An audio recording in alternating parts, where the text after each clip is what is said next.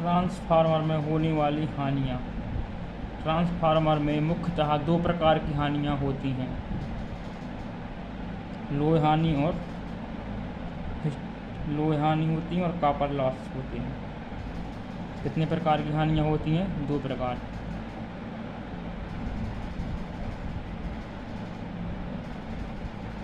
लोहे हानि और कॉपर लॉस या कॉपर हानि। जो लोहे हानियाँ होती हैं कोर के कारण होती हैं, कोर के कारण, और जो कॉपर हानि होती हैं यह बाइंडिंग के कारण होती है, ट्रांसफार्मर की बाइंडिंग के कारण।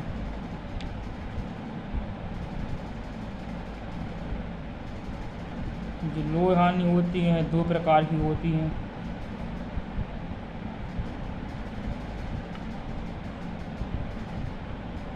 ईडी करंट लॉस, और दूसरा क्या होता है? Hysteresis loss.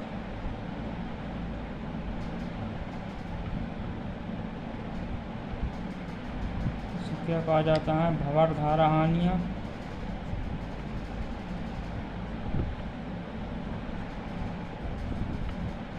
यहाँ हिस्टैरिसीस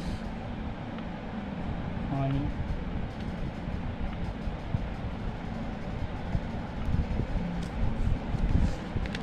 क्या होता है? जब कभी चुंबकीय क्षेत्र में स्थित चालक में विद्युत वाहक बल पैदा होता है तो क्या होता है? ट्रांसफार्मर की कोर में भी विद्युत वाहक बल पैदा हो जाता है और अनावश्यक रूप से विद्युत धाराएं क्या करती हैं? पावर का खपत करती हैं, जिसे ईडी करंट क्षति कहते हैं।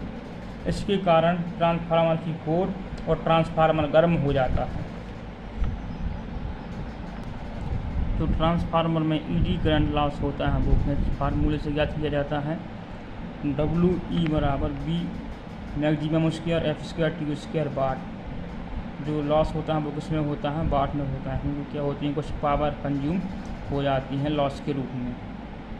यहाँ BM क्या है? मैक्सिमम फ्लक्स है, किसमें? वेबर प्रति मीटर स्क्वायर में। F क्या है? फ्रिक्वेंसी है हर्ट्ज में, और T क्या है? मोटाई, कोर की मोटाई किसमें है? mm² मिलीमीटर स्क्वायर में। इस फार्मूले से क्या किया जाता है? ईडी करंट लॉस याद किया जाता है। ट्रांसफार्मर में जो हिस्टैरिसीस क्षति होती है वो किस वजह से होती है? क्योंकि कोर लोहे की बनी होती है, इसलिए बार बार क्या होती है? चुंबकित विचुंबकित होती है, तो उसमें भी क्या होता है? कुछ पावर खपत हो जाती है। जो पावर खपत होती है वो क्या कहलाती है? Hysteresis loss. इसका मान कैसे ज्ञात किया जाता है? WH बराबर ईटा VM के ऊपर 1.6 की घात F इंटू V। यहाँ ईटा क्या है? एक हिस्टैरिसीस नियतांक है, हिस्टैरिसीस नियतांक। और BM क्या है?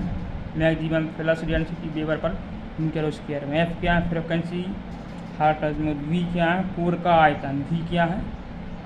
कोर का आयतन मीटर क्यूब में।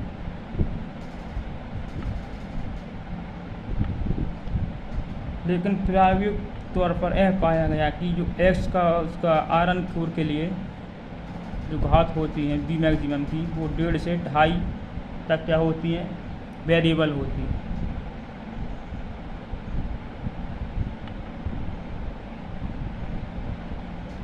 ईटा B मैक्सिमम के ऊपर X की घात F इंटू V। ये क्या है? प्रायोगिक तौर पर।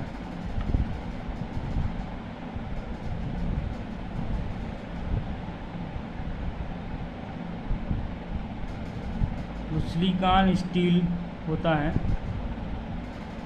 उसका स्थिरांक कितना होता है? 191। हिस्टैरिसीस नियतांक का मान कितना होता है 191। और जो लोहे की कोर होती है,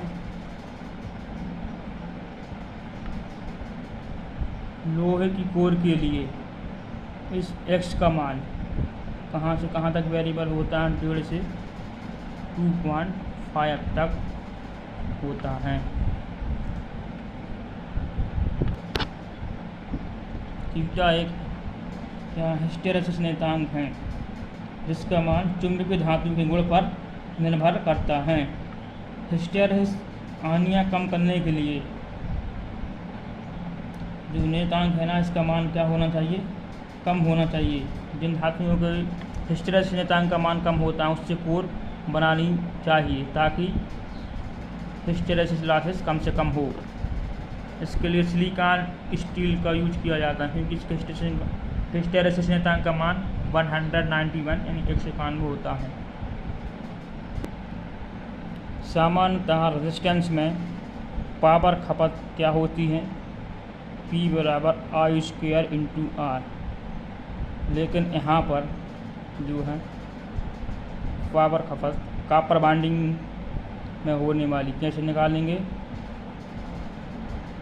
प्राइमरी बॉन्डिंग में विद्युत खपत और सेकेंडरी बॉन्डिंग में विद्युत खपत निकाल के दोनों को ऐड कर देंगे।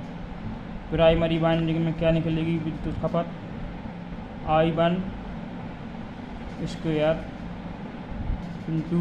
R1², सेकेंडरी बॉन्डिंग में I2² प्लस R2²। ये क्या कहलाता है, PC कॉपर लॉस कहलाता है। ये भी किस में निकलेगा, वाट में।